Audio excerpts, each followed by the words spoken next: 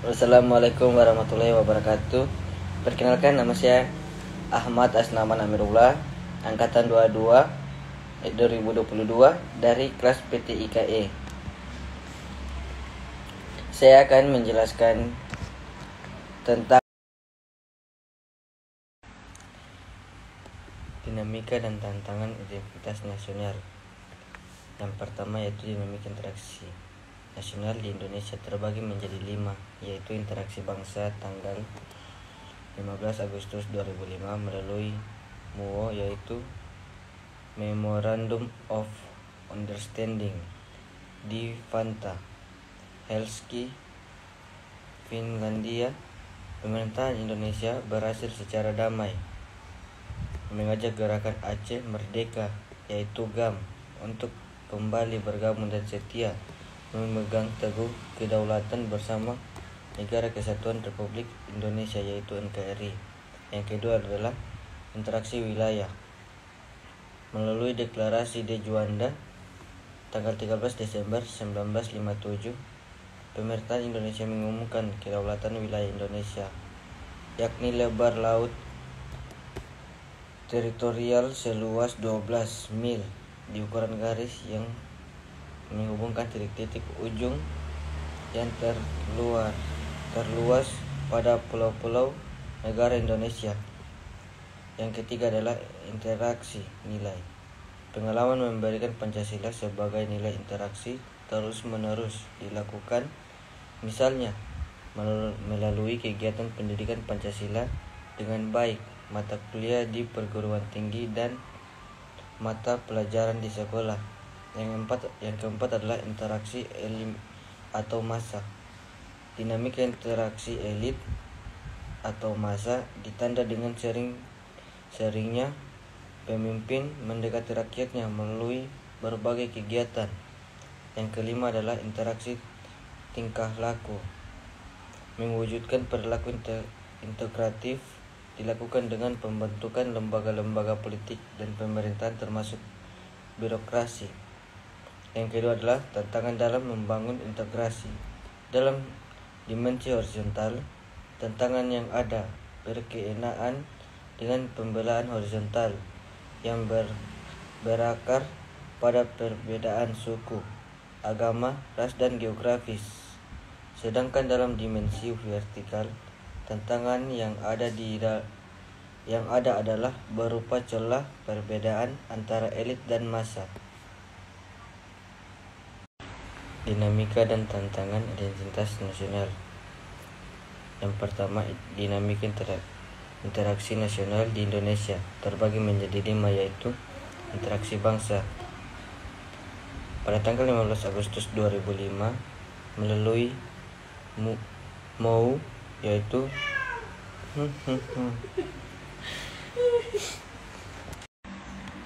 hakikat dan urgensi interaksi nasional. Hakikat interaksi nasional: proses penyatuan berbagai kelompok budaya dan sosial keberagaman ke dalam suatu kesatuan wilayah menjadi satu kesatuan dalam rangka membentuk suatu identitas nasional bangsa. Yang pertama yaitu adalah konsep urgensi interaksi nasional.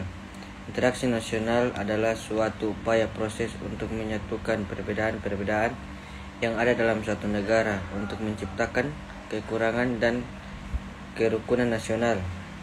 Ada juga yaitu urgensi interaksi nasional, yakni untuk membangkitkan kesadaran akan identitas bersama, membangun persatuan dan kesatuan bangsa, serta menguatkan identitas nasional. Dengan adanya integrasi nasional, maka sebuah bangsa akan berdiri dengan kokoh. Yang kedua yaitu adalah sumber histori sosiologis politik tentang integrasi nasional. Terbagi menjadi 3 opsi. Yang pertama, A. Model integrasi Imperium Majapahit. Model integrasi pertama ini bersifat kemaharajaan atau dalam kurung Imperium Majapahit. Struktur kemaharajaan yang begitu luas ini berstruktur konsentris.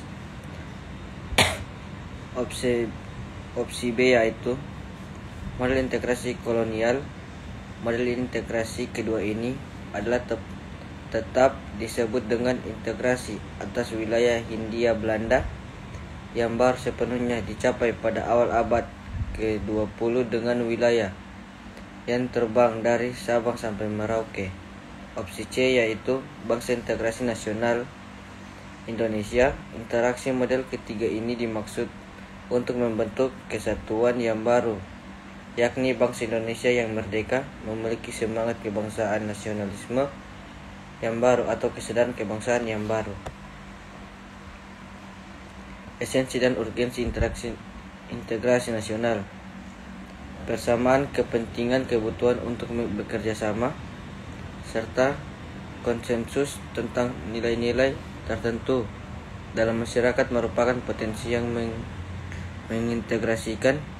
Sebaliknya, perbedaan-perbedaan yang ada di dalam masyarakat seperti perbedaan suku, agama, budaya, dan perbedaan kepentingan yang menyimpan konflik. Terlebih lagi apabila perbedaan itu tidak dikelola dan disikapi dengan cara dan sikap yang tepat. Namun kondisinya, integrasi masyarakat sangat dibutuhkan untuk membangun kejayaan bangsa dan negara, sehingga perlu untuk diupayakan.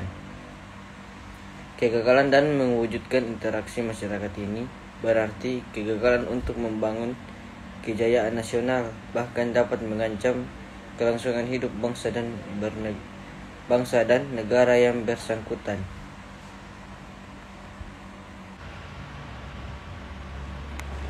Hakikat dan urgensi identitas nasional. Apa itu identitas nasional? Yaitu ciri atau karakteristik, perasaan atau keyakinan tentang kebangsaan yang membedakan bangsa Indonesia dengan bangsa yang lain. Yang pertama yaitu identitas. Identitas merupakan suatu tanda, ciri-ciri, atau pembeda antara suatu dengan yang lainnya. Identitas ini merujuk pada penanda yang dimiliki oleh pribadi dan kelompok. Yang kedua yaitu adalah nasional. Nasional menurut KBBI, nasional atau nasionalisme bersifat kebangsaan, berkenaan atau berasal dari bangsa sendiri, meliputi suatu bangsa. Ada juga yaitu sumber historis, sosiologis, politis identitas nasional. Yang pertama adalah sumber historis. Secara historis khusus, pada tahap ambionik, identitas nasional Indonesia ditandai ketika muncul kesadaran rakyat Indonesia sebagai bangsa yang sedang dijajah oleh pada ASEAN pada tahun 1908 yang dikenal dengan masa kebangkitan nasional bangsa. Yang kedua yaitu adalah sumber sosiologi. Secara sosiologi, identitas nasional terbentuk dalam proses interaksi dan persinggungan budaya secara alamiah, baik melalui perjalanan panjang menuju Indonesia merdeka mampu melalui pembentukan intensif pasca kemerdekaan. Yang ketiga adalah sumber politis. Secara politis, beberapa bentuk identitas nasional Indonesia yang dapat menjadi penciri atau pembangun jati diri bangsa Indonesia meliputi bendera negara sang merah putih, bahasa negara, lambang negara Garuda Pancasila, dan lagu kebangsaan Indonesia Raya. Bentuk identitas nasional utama bangsa Indonesia. Terbentuk identitas nasional Indonesia yang dapat menjadi penciri atau pembangun jati diri bangsa Indonesia sebagai bahasa nasional atau negara, lambang Garuda Pancasila, dan lagu kebangsaan Indonesia Raya. Bentuk-bentuk identitas nasional ini telah diatur dalam peraturan perundang, baik dalam UUD maupun dalam peraturan yang lebih khusus. Hakikat dan urgensi konstitusi negara Indonesia. A. Konsep dan urgensi konstitusi nasional. Konstitusi adalah seperangkat aturan atau hukum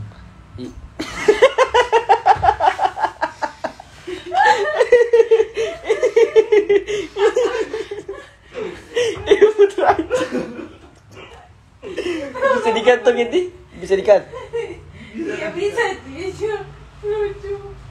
Dijawab gak usah aja supaya gampang, langsung merekam suara. Diam. Konstitusi adalah seperangkat. Kenapa gak pakai filter kok? Iya lebih bagus saya minta Iya pakai tapi yang filter. kemarin pakai filter tuh. Nggak usah. Nanti bikin. Diam kurung. Konstitusi adalah seperangkat aturan atau hukum yang berisi ketentuan tentang bagaimana pemerintah dijalankan dan diatur.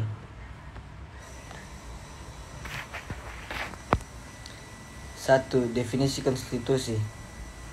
Pandangan Lord James Briggs yang dimaksud dengan konstitusi adalah suatu kerangka negara yang diorganisasikan melalui dan dengan hukum yang menetapkan lembaga-lembaga yang tetap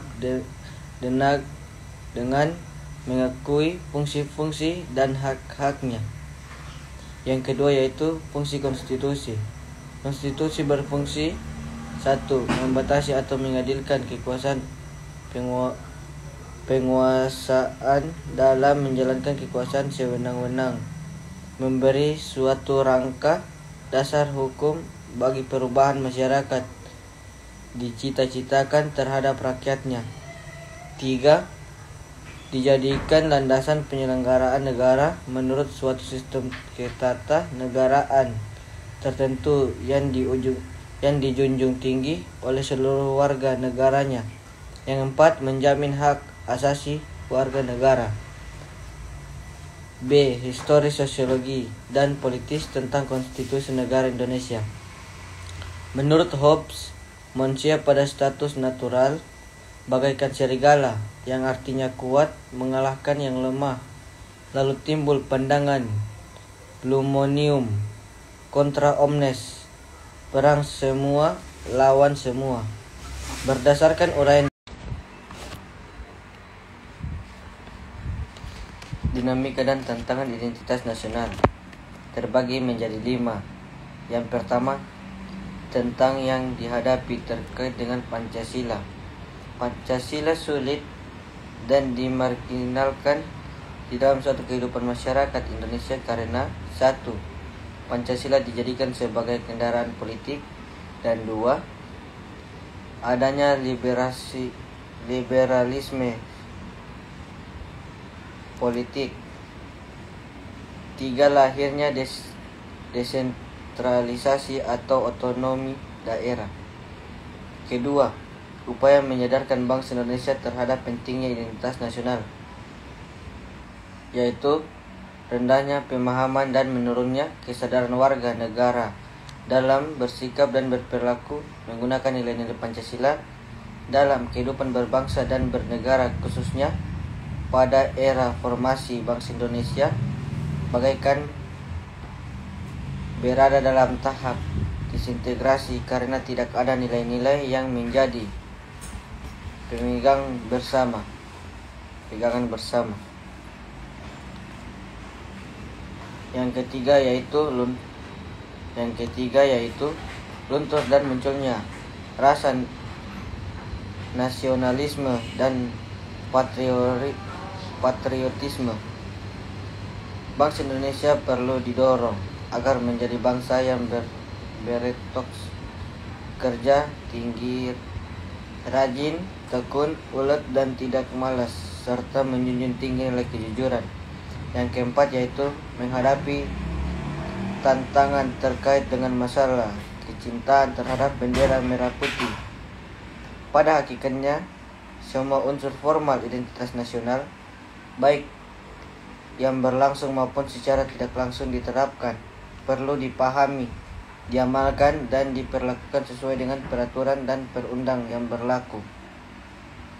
Yang kelima yaitu esensi dan urgensi identitas nasional Indonesia. Individu manusia perlu dikenal dengan mengenali orang lain adalah untuk memenuhi dan menjaga kebutuhan hidup agar hidupnya dapat berlangsung hingga akhirnya dipanggil oleh Tuhan